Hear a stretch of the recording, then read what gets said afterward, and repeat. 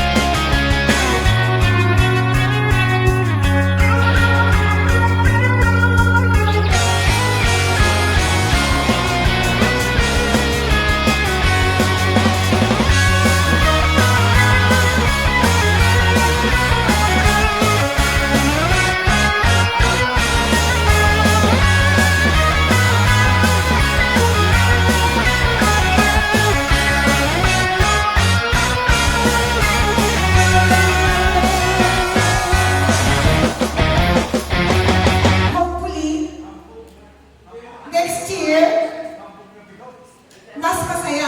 mas masaya. Pero sa totoo lang, kanina, nung nagdatingan kayo, medyo na-depress ako. Kasi kakaunti tayo. Pero nung makita ko yung saya sa mga mukha ninyo, lalo akong nagkaroon ng naglakas, nagkaroon ng inspirasyon. Na dapat hindi ako ma-depress kasi masasaya kayo lahat. Kayo nagbibigay ng lakas sa akin. Lalo na pag bumabiyahe ako galing Manila papunta dito. So kayo ang lakas ko. Huwag niyo ako bibitaw.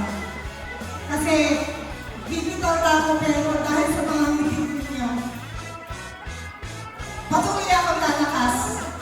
Maraming salamat sa inyong lahat. I hope napasaya namin kayo. I hope si Kristo ay nasa ating puso.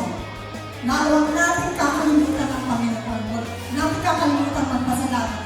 And thank you very much. See you soon!